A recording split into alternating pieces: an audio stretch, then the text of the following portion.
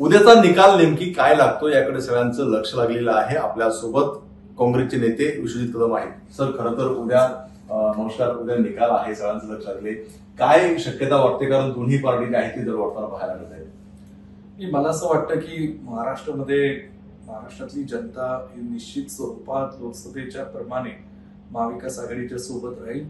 निकाल महाविकास आघाडीच्या बाजूने लागतील, कारण महाराष्ट्रातली जनता महायुतीच्या कारभाराला त्रासलेली आहे। गेल्या 2 वर्षात ज्या लोकशाहीला घातक असणाऱ्या पद्धतीने ही महायुतीचं सरकार महाराष्ट्रात आलेलं आहे आणि कायदा सुव्यवस्था असेल, महागाई असेल, जे आपल्या महाराष्ट्रातली आज महाराष्ट्र कमकुवत झालेला आहे, जे इंडस्ट्रीज आपले या ठिकाणी इतर राज्यांमध्ये चालले, त्याच्यातनं तरुणांचाही बेरोजगारीचा प्रश्न मोठा आहे।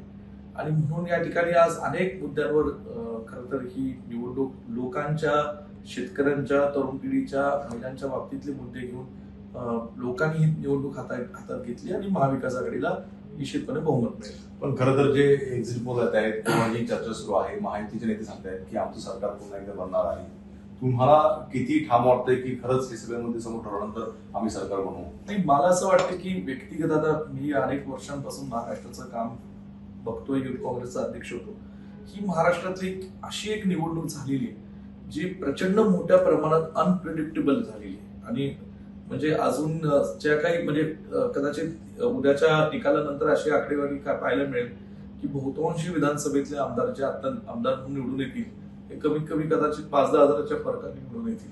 म्हणजे एवढं क्लोज फाईट चालू आहे अनेक ठिकाणी। त्याची अनेक कारणे आहेत, काही जिल्हा स्तरावरची कारणं असतात, काही लोकल त्या विधानसभेतली कारणं असतात। राज्यातलं वातावरण कसं आहे, शेवटी सत्ताधारी पक्ष विरुद्ध जे सत्तेत नाही आहेत ते पक्ष म्हणजे महाविकास आघाडी, अशी आम्ही ही निवडणूक लढत आहोत। म्हणून तरी मला वाटतं जनता ही महाविकास आघाडीला कौल देईल आणि निश्चितपणे महाविकास आघाडी जिंकेल। काय वाटतं किती जागा महाविकास आघाडी आणि काँग्रेसच्या असतील?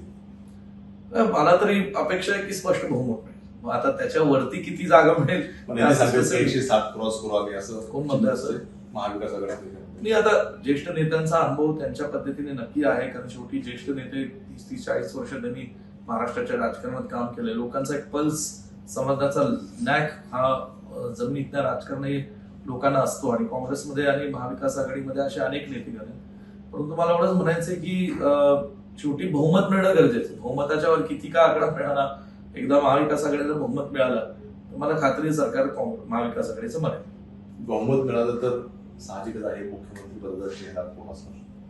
नाही, आता हा विषय मला वाटतं महाविकास आघाडीचे राज्यातले नेते आणि दिल्ली स्तरावरचे जे काही काँग्रेसचे नेते आहेत हे एकत्रित बसून या ठिकाणी महाविकास आघाडीतल्या घटक पक्षांना एकमेकांना विश्वासात घेऊन योग्य निर्णय घेतील।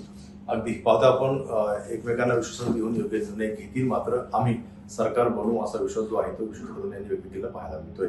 राजू सोनवणे, एबीपी माझा, मुंबई।